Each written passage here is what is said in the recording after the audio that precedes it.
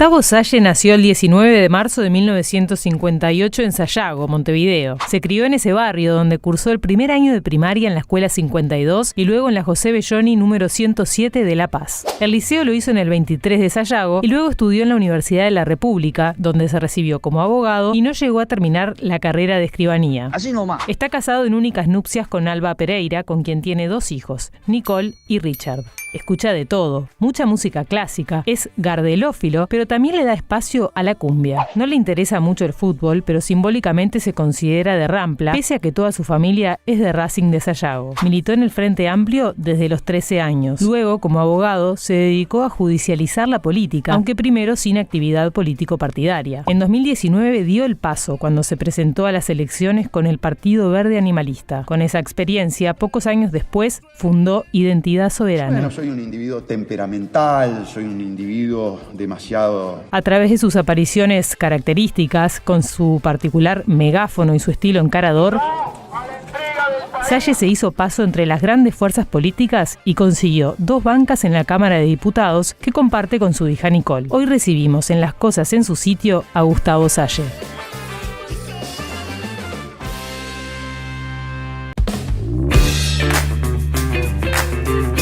Bueno, bienvenido, Gustavo. Bueno, muchas gracias. Un placer estar con ustedes. Estábamos hablando recién fuera de micrófono de muchas cosas, ¿no? Pero quiero preguntarte la primera, ¿qué pensás del receso tan largo que tiene el Parlamento? Digo, mitad de diciembre hasta marzo, ¿no? Una pausa notable, para decirlo de alguna manera. Bueno, salvo por la comisión permanente, ¿no? Uh-huh. Que está y que vas. La verdad que yo estaba haciendo chanzas fuera del micrófono con eso. Estaba diciendo que necesitábamos vacaciones más largas, 6 meses en verano y 6 meses en invierno. Claro. Que es una barbaridad.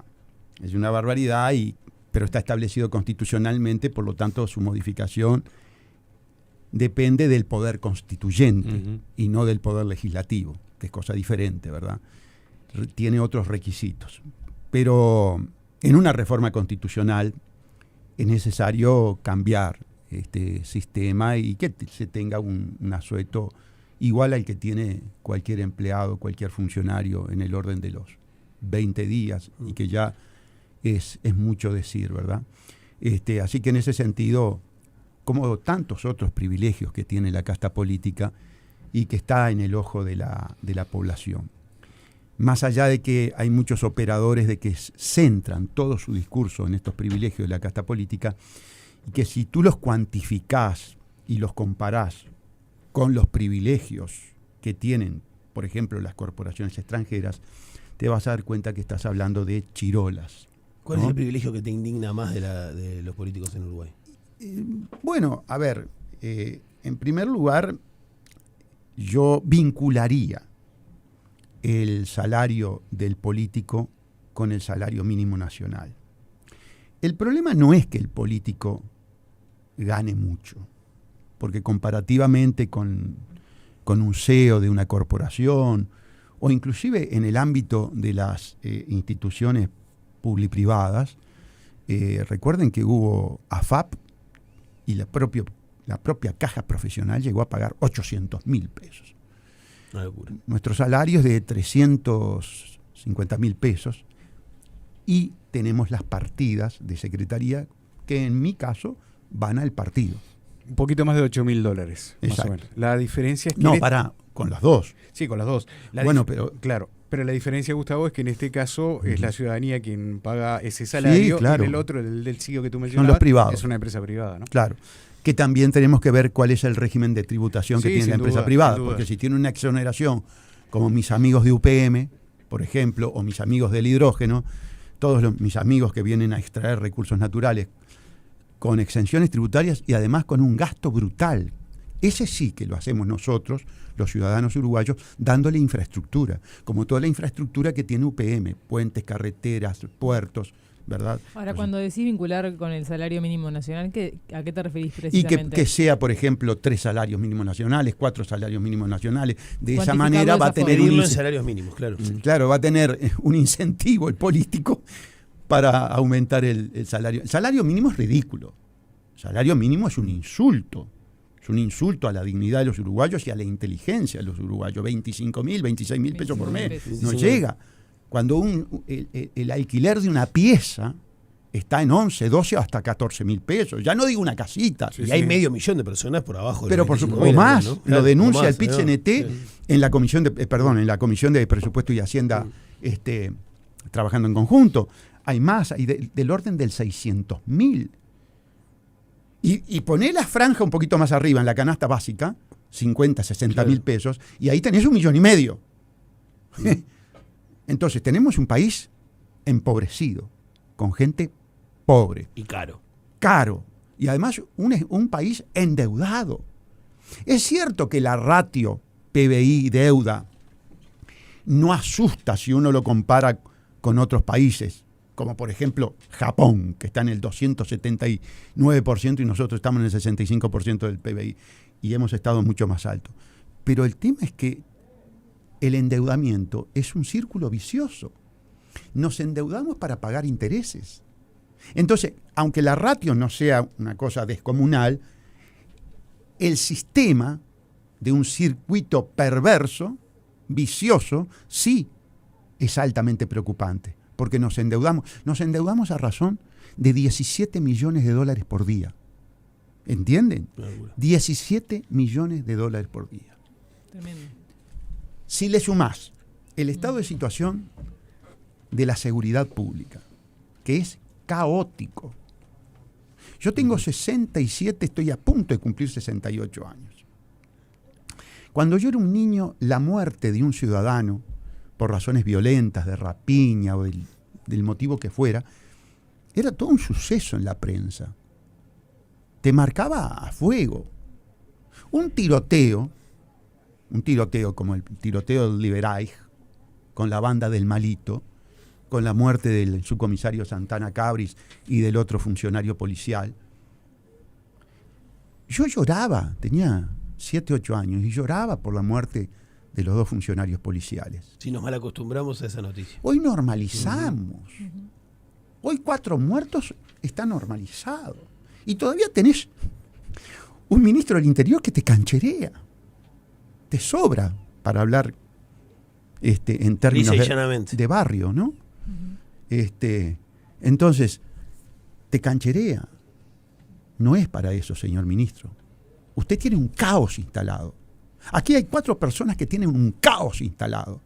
Orsi, Sánchez, el ministro del Interior y el prosecretario de la Presidencia, que nos tenemos que cuidar porque es una especie de mini Donald Trump, queriendo acumular todo el poder para sí.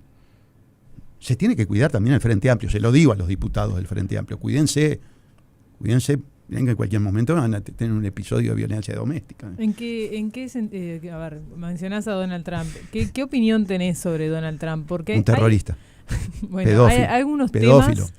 Hay algunos temas en los que él ha avanzado que pueden tener cierta coincidencia con tu agenda, ¿no? O sea, cortar con, por ejemplo, pero ese es las un señuelo. Organizaciones internacionales como las de Naciones Unidas, ese tipo de cosas. ¿Pero por qué? Son por razones totalmente diferentes. Porque estamos en una... A ver, vamos a pasar al plano internacional, abandonamos la política interna y pasamos... Después volvemos, pero después si volvemos. Sale. Bien. Donald Trump es un títere. Xi Jinping es un títere. Putin es un títere. ¿De quién? Del gran poder. El gran poder, ¿quién lo tiene? El 0,1% de la población. Los mega millonarios. Ni siquiera los mascarones de proa, como pueden ser un Bill Gates o un Bezos o un el de Facebook, como es Zuckerberg. Esos son mascarones de proa. El poder ancestral, el poder que viene de décadas, de siglos. Por ejemplo, los estudiosos de geopolítica mencionan a la nobleza negra veneciana, a las monarquías, a los lazos que tienen las monarquías por sus políticas de vínculos endógenos. Ahí está el poder real. Ese es el poder real. Pero monarquías, estás hablando de otros la países. Británica. Bueno, pero A ver, En Estados Unidos, ¿quién es el más poderoso? no se trata de quién es el más poderoso. No te puedo dar nombres, te puedo dar dinastías. Rothschild, Rockefeller, Barbour, JP Morgan, los creadores, por ejemplo, de la Reserva Federal, banco privado, que emite los dólares porque se le canta. Y que dicho sea de paso, estamos en un momento muy especial, porque Donald Trump acaba de desafiar a la Reserva Federal. Ustedes saben que la Reserva Federal es teóricamente autónoma del poder político. Es un conjunto, un cartel de banqueros que fijan la política monetaria mundial. Porque Ahora, como es una divisa mundial. Gustavo, Sí. yo creo que nadie duda de que realmente el verdadero poder está ahí. Bueno, es muy importante lo que me decís, que nadie dude. Es que me parece que Hay no. gente que duda Pero y que ¿dónde me dice estaría el loco y poder conspiranoico. Bueno, justamente, pero ¿dónde estaría el poder real? Yo creo que la Asociación de Mecánicos de Reducto no lo va a tener. Es obvio que el poder real está verdaderamente ahí.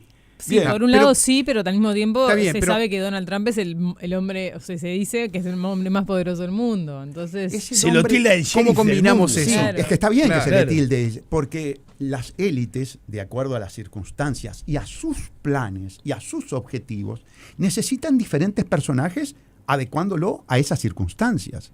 Siempre va a haber, en el plan de la élite, que es el plan de la confrontación, el plan de la guerra, ustedes saben que la historia de la humanidad es la historia de la guerra. La guerra es la historia de las conspiraciones. Por ejemplo, se habla muy poco, y en historia se enseña menos todavía, que el fenómeno del nazismo, con el cual, aclaro, no tengo nada que ver, digo por las dudas. Sí, ahora vamos a Por hablar de escuchando eso. a Graciela. Si me escucha Graciela, ¿viste? Pero el nazismo fue fomentado y financiado por Wall Street, por la casa Rothschild. La casa Rothschild, vinculada a la creación del Estado de Israel. ¿Te das cuenta?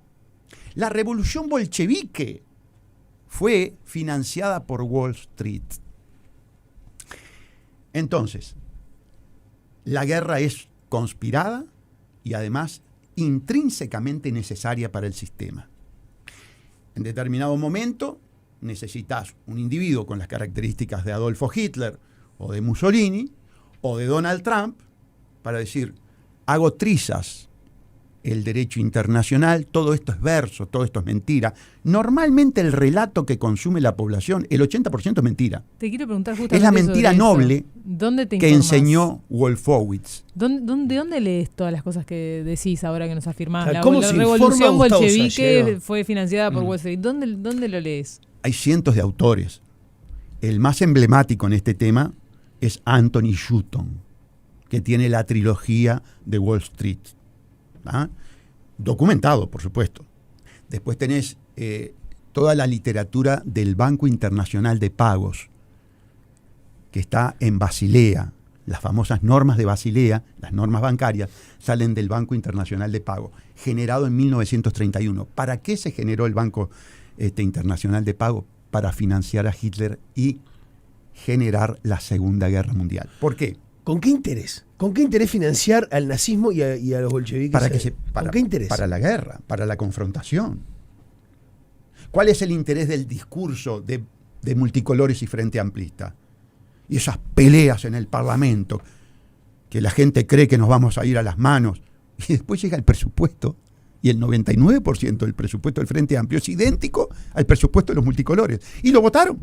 Y lo votaron los multicolores, como el Frente Amplio en su momento votó el de los multicolores. Pero ahí vos denunciás que este presupuesto en realidad no es creado por Uruguay, sino que viene de otro lado. Por supuesto, pero no lo digo yo. Claro. Lo Bueno, dijo- yo te escuché a vos Sí, decir. lo dijo Tabaré Vázquez, cuando firmó el decreto 295/2019, que en su considerando tercero dice que el plan de desarrollo estratégico quinquenal, el presupuesto, se tiene que hacer conforme a los 17 Objetivos de Desarrollo Sustentable de la Agenda 2030. ¿De dónde sale la Agenda 2030?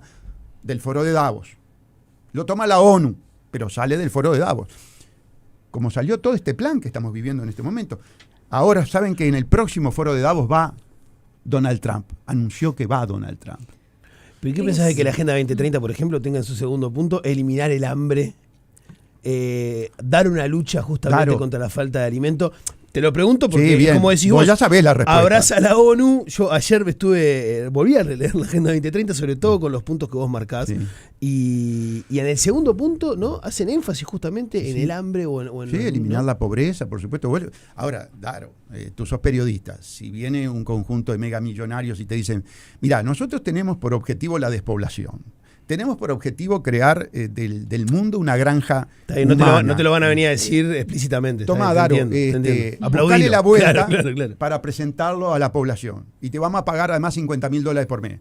Otra que la vuelta, Lucas. Ahora, es curioso que, como escucharte hablar de las conspiraciones del mundo como motor y las guerras, cuando mucha gente piensa que vos sos el gran conspiracionista que tiene este país en Uruguay, ¿no? Conspiracionista en el sentido de que ves conspiraciones en muchas cosas.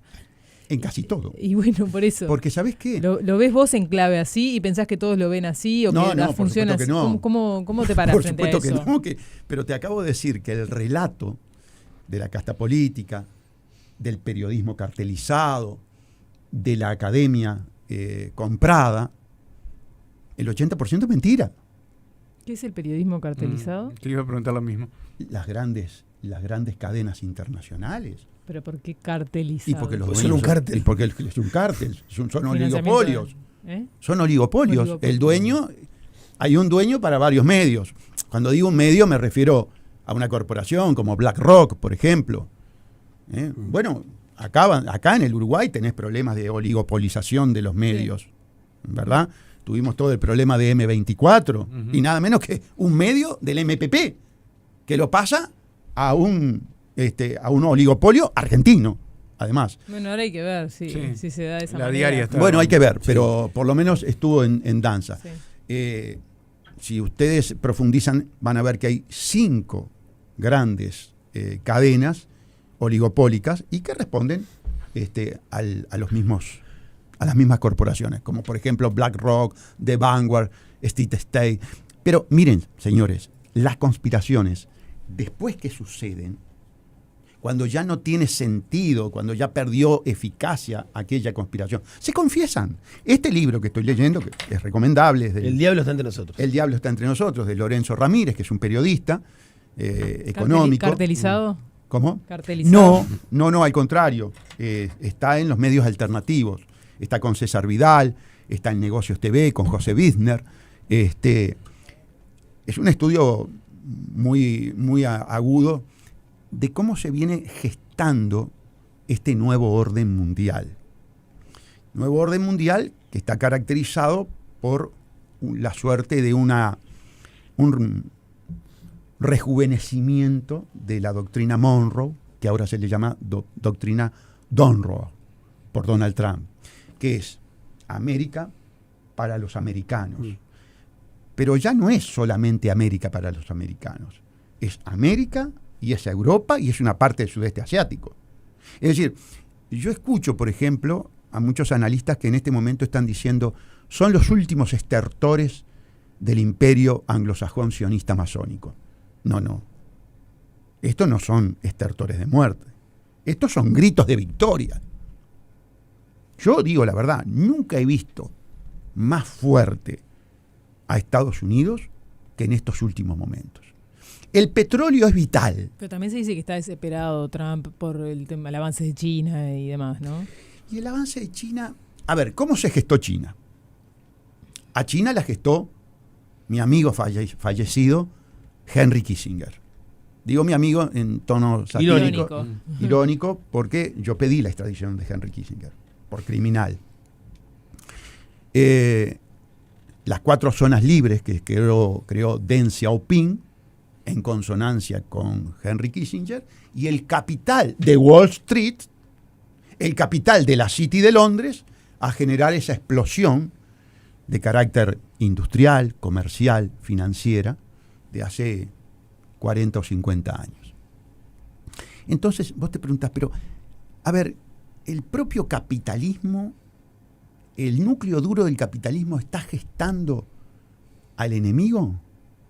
Sí, pero al enemigo conspirado, al enemigo que te sirve para las grandes guerras en las que mueren los pueblos, no la élite. La élite no muere. Y sirve para la reestructuración de la economía mundial, de las grandes corporaciones, y sirve para un objetivo que está confesado, les digo por la duda. El objetivo de la élite desde siempre, desde Malthus hasta la fecha, ha sido la despoblación. Gustavo, yo te llevo, como decía Pepe, no creo que la cleptocorporatocracia en este concepto de las corporaciones al mando de, ¿no? Supongamos que todos llevamos eso y que tenemos un acuerdo, ¿no? Como país, pienso en Uruguay, de que estamos de acuerdo y de que eso es así. ¿Cómo seguimos? O sea, si vos estuvieras al mando, ¿romperías relaciones con el FMI, con el Banco Mundial, con las calificadoras de riesgo? ¿No nos importa nada? ¿Qué pasa en esas 48 horas después de que rompemos relaciones? ¿Cómo harías? Está bien la pregunta. No digo qué harías. No haría nada. Primero que no llegaría al poder. Muy fácil. Primero no llegaría al poder. A ver, no se olviden, señores, que cuando un individuo molestó, le pegaron 2 tiros. 2 francotiradores. Uno en la garganta y otro en la cabeza, que fue Kennedy.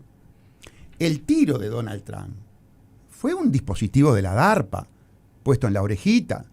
El muerto es real, pero el tiro y en la oreja, y le dio la elección.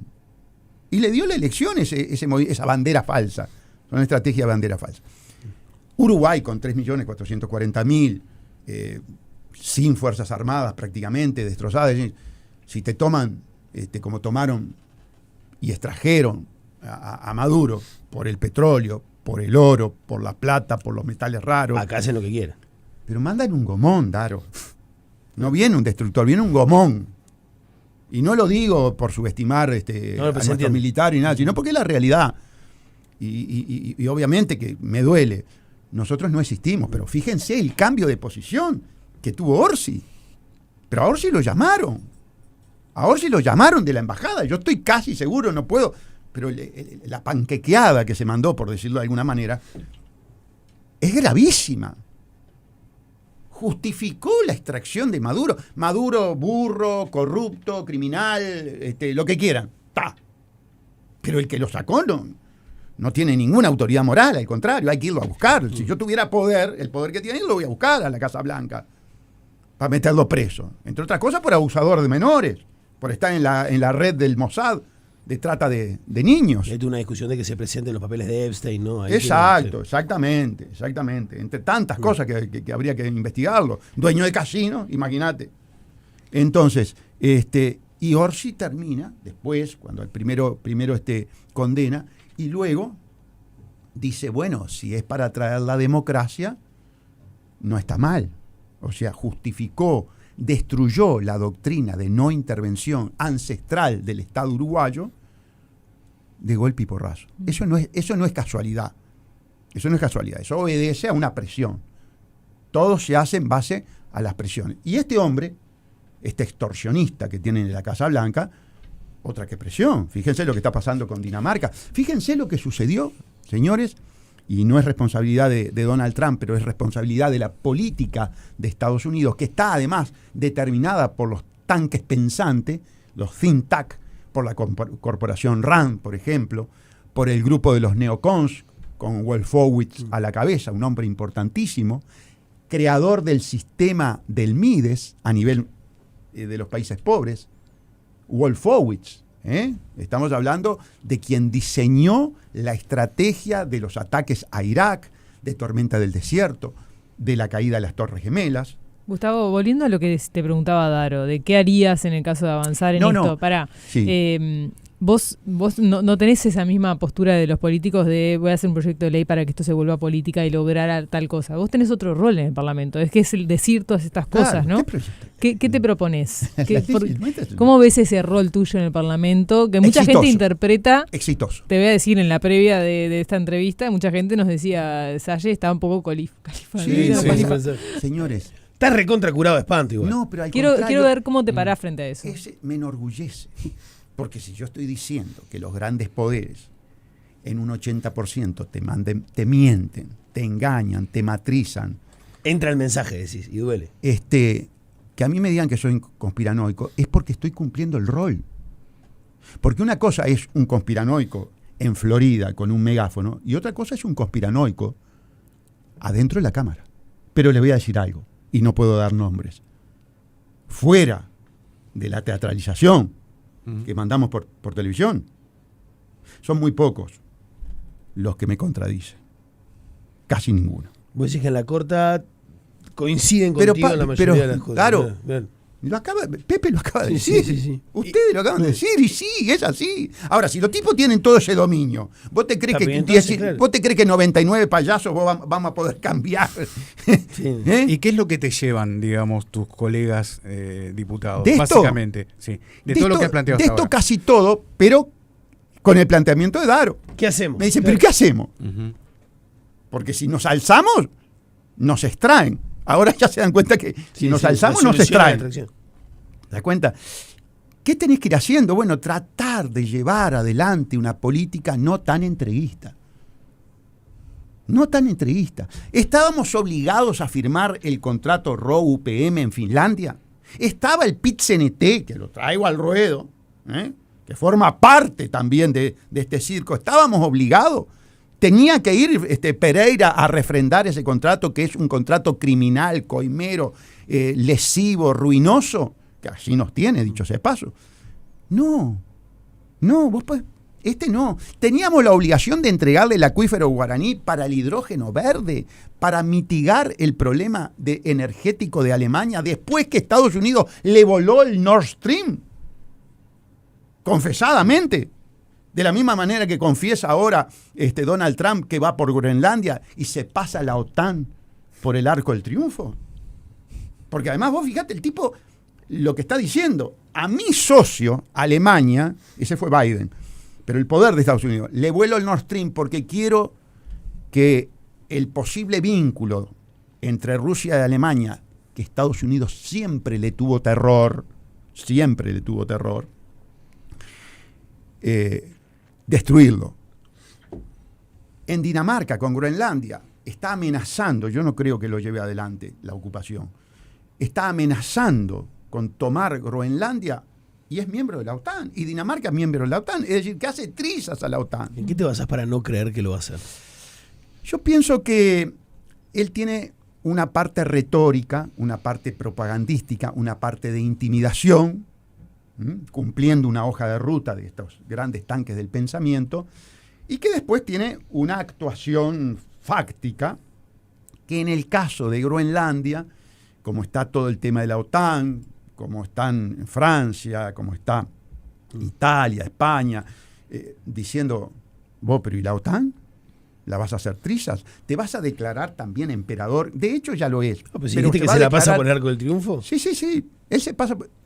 Pero cuando digo él, es porque hay una política. Vamos a entendernos. Él está llevando adelante una política. Yo creo que, dadas las circunstancias, y vaya a saber qué es lo que respiran juntos chinos, rusos y norteamericanos, porque ustedes saben que se reúnen en la conferencia de Múnich, generada por Kissinger, y se hablan de los planes. ¿Ustedes creen que la toma de Venezuela a los chinos le tomó por sorpresa? ¿Ustedes creen que son tres países que junto con Francia y Gran Bretaña integran el veto del Consejo de Seguridad de la ONU? Sí, eso no cabe duda. ¿Ustedes creen que este tema de Venezuela no está en alguna medida en una política de reciprocidad con Taiwán y con Ucrania? ¿Ustedes creen que no se sientan los enviados, como estamos sentados nosotros aquí, representando intereses fácticos muy importantes? Bueno, te vas a quedar con el petróleo. ¿Saben por qué necesitaba el petróleo de Venezuela? Porque Arabia Saudita no ratificó el tratado de William Simon de 1973, por el cual el petróleo se vendía en dólares, los famosos petrodólares, a cambio de que Estados Unidos le diera protección y le vendiera todo el armamento que tiene Arabia Saudita.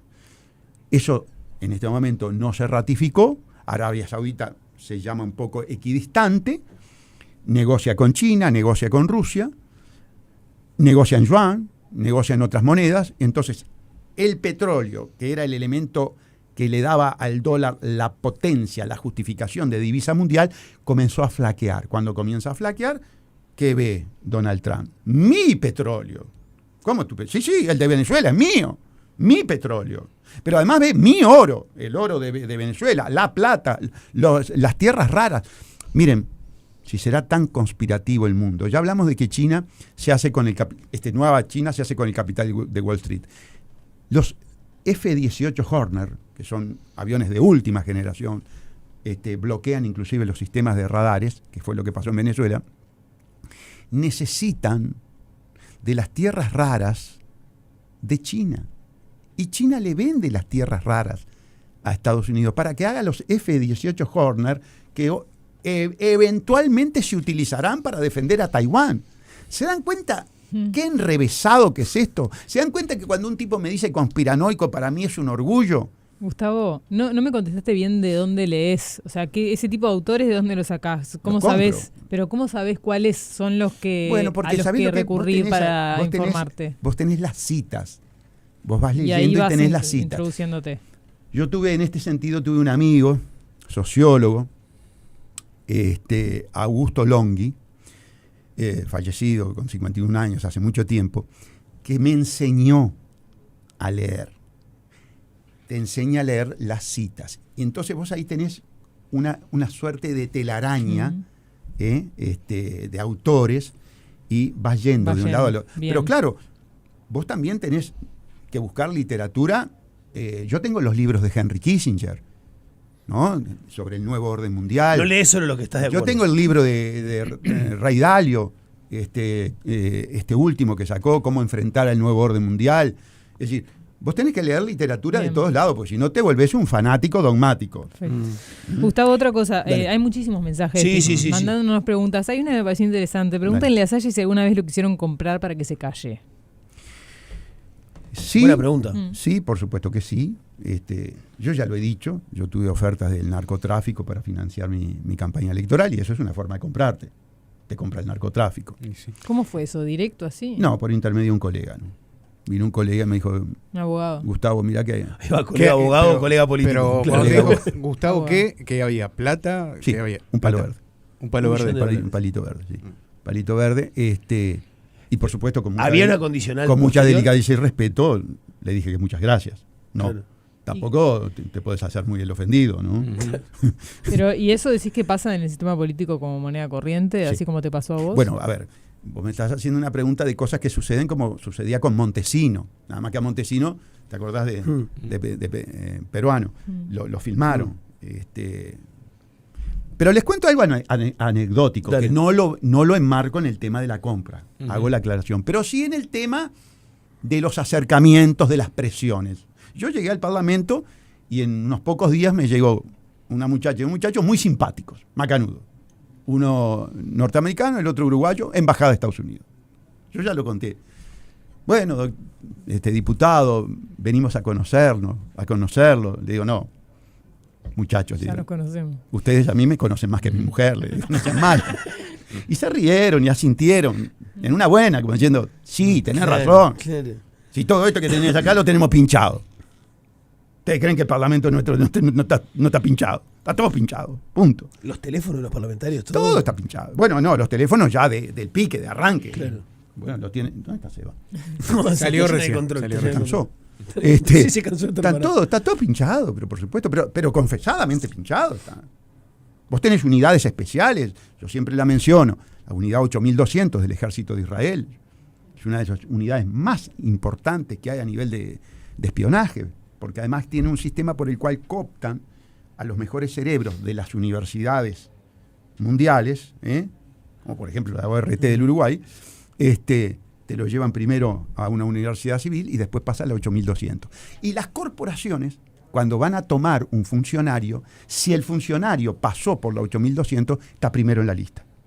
Pero ese funcionario es un soldado. Por lo tanto, si le tiene que dar los secretos de la corporación en el 8200, se la da. Quiero aprovechar que nombraste a la Embajada de Estados Unidos, porque de alguna manera chiquitita... ¿Algún mensaje pidiendo que venga la ambulancia del Vilar de Bono? No, esos llegaron antes. No, los oyentes en general están agradeciendo tu presencia y haciendo muchas preguntas pertinentes. No me quiero ir de este tema porque tuvieron una pequeña intención de devolver el golpe a la Embajada de Estados Unidos. Tu hija, hace 8 meses, más o menos, ¿no? Pedido de información para saber qué estaba pasando dentro de la Embajada de Estados Unidos. Que además tuvieron años. ¿Llegó años algo? tuvieron? ¿Llegó algo? No, de hecho... que yo sepa, que yo sepa, no te olvides que, bueno, es el despacho de ella. No, está bien, pero capaz que se habla. Pero digo. sí, por supuesto, nos hablamos permanentemente. No, de este tema en puntual, digo. De este tema puntual y de otros que la quejaron mucho en los primeros tiempos, la pasó muy mal. Porque, claro, no tiene ni la experiencia ni la espalda que tengo yo para aguantar que te digan conspiranoico. Estuvo acá, fue una de las primeras entrevistas de miércoles, Nicolás. Pero se está haciendo y le gusta mucho. Gustavo, la pandemia fue una conspiración. Perdón. No, que saber si había alguna. La pandemia fue una conspiración del poder detrás del poder. Está ¿cómo se dice? Filmada. Fue el evento 201. El evento 201, comparecen todas las corporaciones farmacéuticas, se filma, lo ves en YouTube, y a los 60 días sucede lo que se dijo que iba a suceder. Es decir, no hay duda. Pero después tenés todas las confesiones que el Parlamento no quiso investigar. Porque ahora yo los escucho a mis colegas, ¿verdad?, con los cuales me llevo muy bien, hablábamos fuera de micrófono, rasgándose las vestiduras por la transparencia. Pero muchachos, ustedes no quisieron investigar un aumento objetivo de muertes en un 28% con respecto al promedio histórico bianual después de las inoculaciones, y no quisieron ni siquiera investigar. Porque yo no digo que tenga razón, más allá de que Nicola agregó 680.000 fojas de pruebas, entre ellos un libro hecho en base a las confesiones de Pfizer. Pero por lo menos investigar. Por lo menos decir, vamos a ver. No pueden. No los dejan. Ustedes saben que el riesgo país estaba vinculado al nivel vacunacional. Ustedes saben que Standard & Poor's, Moody's y Fitch, las tres diosas del mercado, sociedades anónimas, por supuesto, los dueños de ellos son las grandes corporaciones y los grandes fondos de inversión, asociaban la calificación del país, el riesgo país, la tasa de interés que tenés que pagar a nivel vacunacional.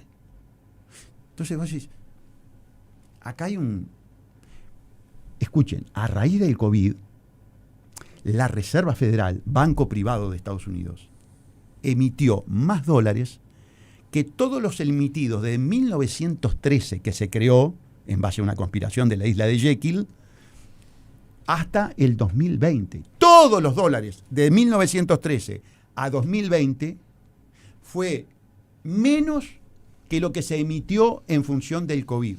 Esa inyección, lo que se llamó la expansión cuántica, porque ellos le ponen unos nombres preciosos, emitir dólares como quien hace papel pintado de verde, falso, que es en realidad el poder del dólar. ¿Dónde está? En el petróleo y en los misiles, porque el oro no hay convertibilidad a partir de Nixon por la guerra de Vietnam. Entonces, sí, todo funciona de manera por lo menos premeditada. Quiero meterme en el tema Bianchi. En tu relación con la religión, ¿qué relación tenés vos con la religión? ¿Con qué religión? ¿Con la de con Bianchi? Cualquiera, con la que sea. Y bueno, si pudiste hablar con Graciela Bianchi, ¿no? Sí, yo tengo en el último tiempo. Yo tengo buen diálogo con Graciela. Yo tengo muy buen diálogo con Graciela Bianchi. En el Parlamento normalmente se tiene buen diálogo, solo hay pocos senadores, los cuento, me sobran los dedos de una mano, con los que no tengo diálogo. ¿Y lo decís o no lo decís? ¿Con quién no tenés diálogo? Prefiero mantenerlo para no fogonear, ¿viste? No fogonear. Porque puede cambiar la situación, puede cambiar. Y esto no se trata de que uno se baje los pantalones, ni que abdique de los principios, ni nada por el estilo. Se trata de que como ustedes tienen que convivir acá, y yo estoy seguro que ustedes no opinan todo lo mismo en todos los temas, pero son compañeros de trabajo y tienen que convivir. Al final la casta política no era tan mala. No es un problema de maldad. Ese es otro tema. Es un problema de convivencia. No es un problema de maldad. Y en todo caso no estaríamos hablando de un tema de maldad personal, sino que estaríamos hablando de, en última instancia podría reflejarse en una maldad personal, pero estaríamos hablando de satisfacer intereses que no son los intereses del pueblo uruguayo. Y en eso lo digo, pero lo digo además en cámara. En cámara, tanto en la sesión como para la Cámara del Parlamento. Perdón, pero eso es maldad. Perdón, pero eso es maldad. Sí, por supuesto, eso es maldad. ¿En el fondo? Sí, eso es maldad. ¿No? Eso es maldad. Punto. Sí, es ¿Vos maldad. estás ahí para cuidarlo Eso es maldad, de la gente? exactamente. ¿No lo cuidás? Y bueno, y por algo confronto. Ahora que vos digas, esa maldad no lleva a que nos agarremos a trompadas, no lleva a que nos estemos todo el día puteando. Bueno, sí, y sobre todo cuando ustedes ven que se pone ríspida la cosa en la Cámara, es en la sesión. Esas mismas personas fuera de la sesión después no tienen ese mismo Siempre comportamiento. se dice, sí. ¿Está? Bien. Sí. Pero volviendo a Bianchi. Volviendo a Bianchi, vos me Y a preguntabas la de la religión. Yo soy colectividad judía. agnóstico. Porque en algún punto ella también lo que pide es que se te aplique Sí. una norma. No sé si echarte del Parlamento ya Pero después, que se ¿no? me aplique por opiniones, porque sí. además ella me endilga. Te En todo caso, te comparó, ¿no? ella dice que ella me endilga la condición de nazi. Eso es una injuria. ¿Por qué es una injuria? Porque la ideología nazista está en este momento criminalizada. Entonces me está endilgando una conducta De criminal. pasible de una sanción penal. Si ella no tiene las pruebas, como no la puede tener, porque estoy en las antípodas del nazismo, yo perfectamente bien podría denunciar esa situación. Que Por no lo supuesto vas a que hacer, no eso. me interesa para nada. Lo que sí, Bianchi tiene es una enorme vinculación con el sionismo, con la masonería sionista, que es la Benay Brig, los hijos de la Alianza, y entonces yo creo que hace eso un poco para demostrarle que frente a nuestras alocuciones denunciativas de la política terrorista y genocida de Israel, del sionismo político, ella actúa. A ella le llamó la atención cuando dijiste que los judíos eran esclavistas. Eso es lo que ella, para ella tiene contenido nazi.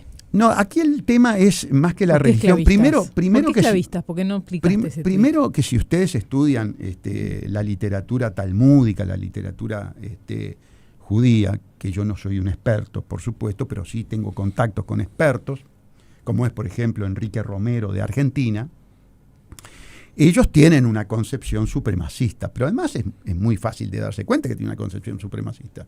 Ellos se autoperciben y se dicen hijos de Dios y además el pueblo escogido. Ahora, si el pueblo judío es el pueblo escogido, yo que soy agnóstico y negrito sudamericano, pardito sudamericano, estoy en el horno.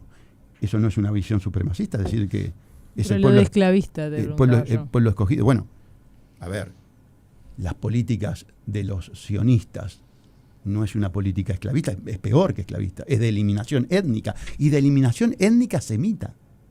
Los niños que mueren en Palestina, las mujeres que mueren en Palestina, son semitas.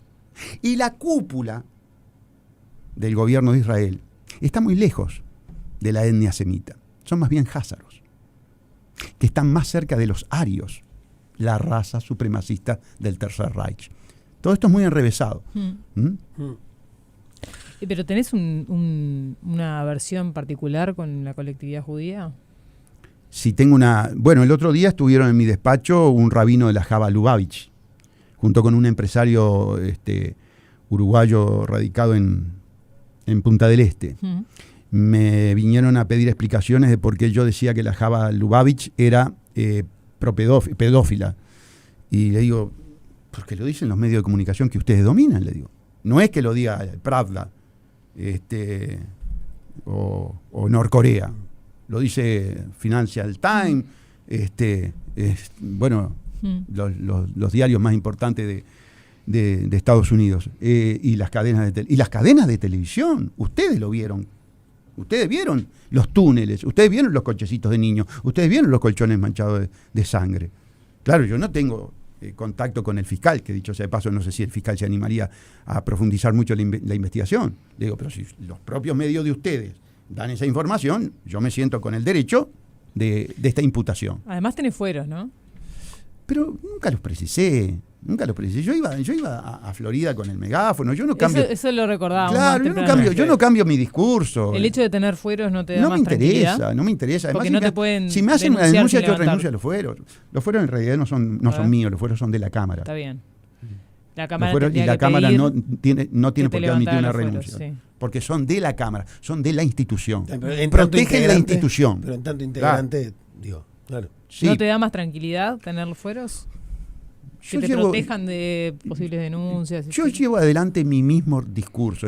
A ver, el contrato RO UPM, si vos buscás literatura, buscás noticias de prensa, yo lo trato del contrato coimero desde que era un simple ciudadano.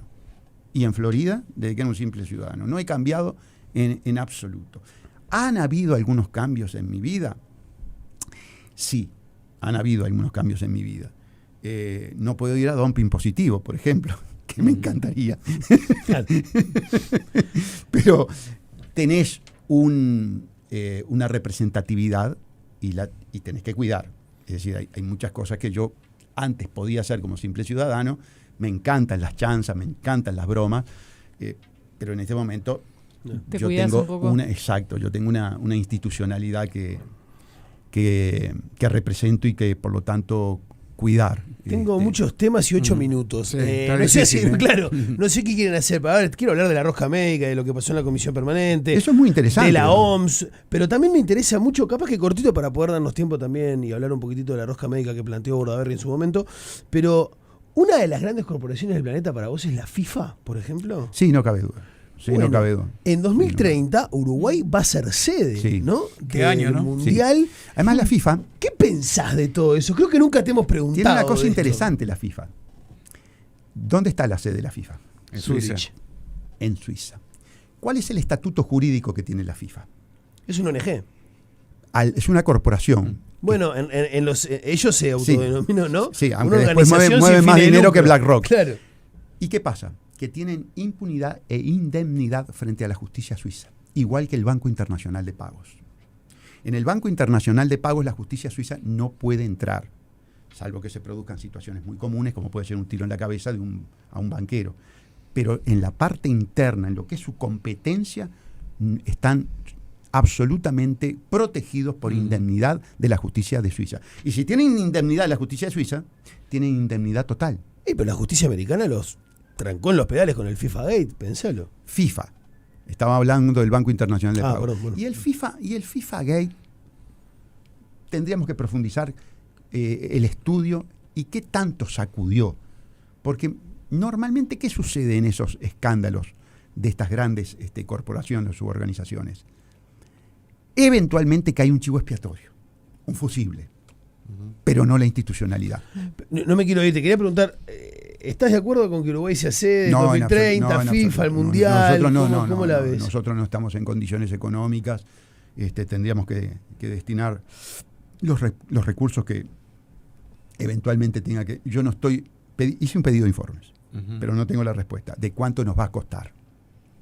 No tengo la respuesta.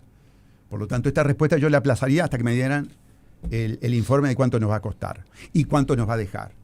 Y evaluarlo en términos económicos. De todas maneras, ustedes saben, y aquí vuelvo a un tema que recurrente, ustedes saben que el fútbol es un elemento de distracción y además es un elemento de carácter económico non santo. Es muy fácil lavar dinero a través del fútbol. ¿Quién cuantifica el valor de Darwin o en su momento de Forlán o de Suárez o de cualquiera de estos grandes jugadores que ha tenido Uruguay?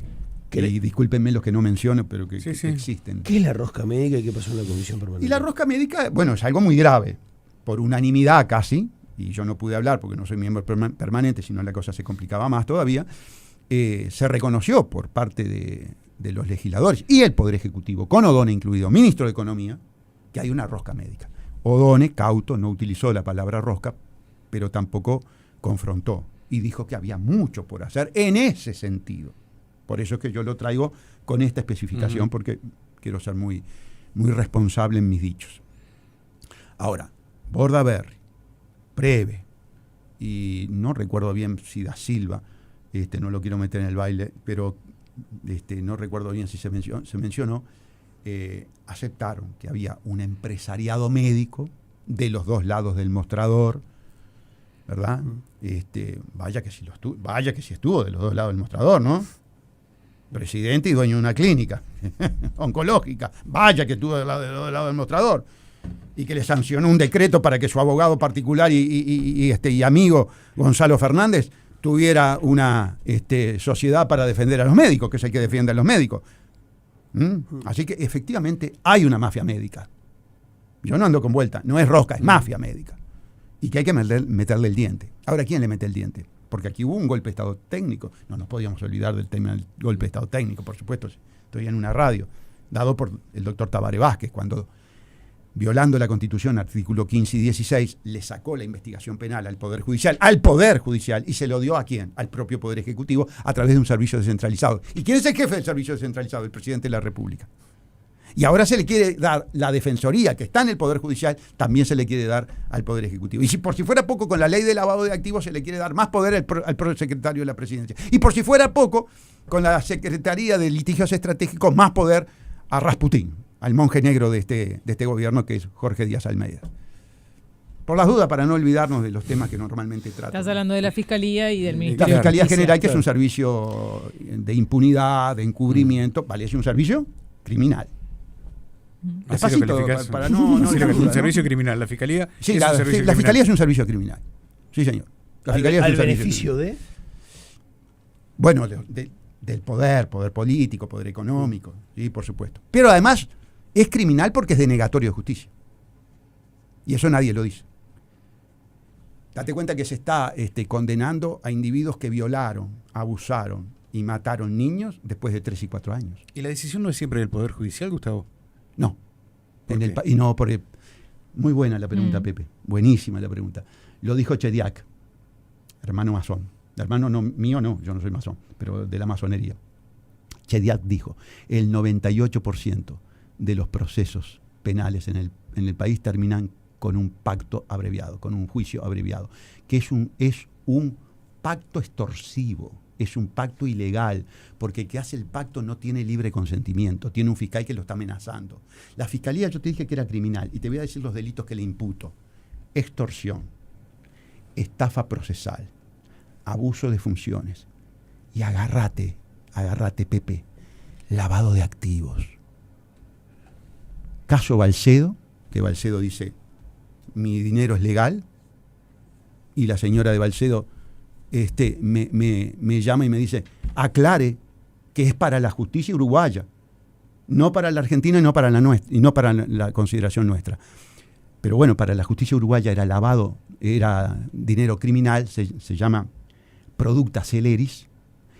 Hicieron un pacto en el que intervino la Fiscalía General, Jorge Díaz, y recibieron millones de dólares de producta celeris, y fueron a rentas generales.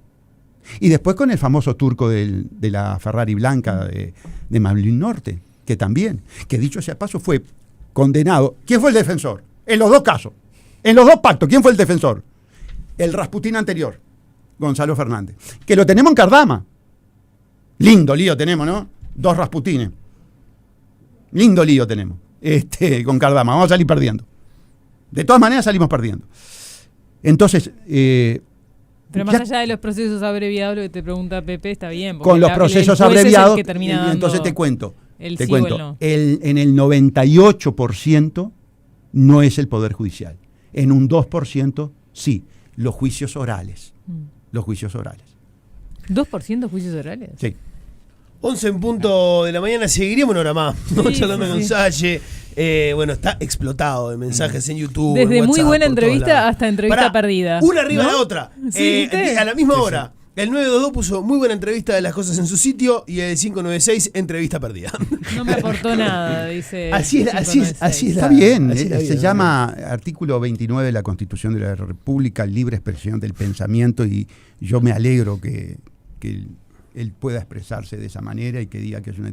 Yo creo que no obstante ello me voy a permitir discrepar. Yo creo que nunca es una entrevista perdida, porque aún estando él en las antípodas, pensando que yo soy un desquiciado y un loco, en todo caso acopió argumentos para confirmar lo que para su teoría, exactamente.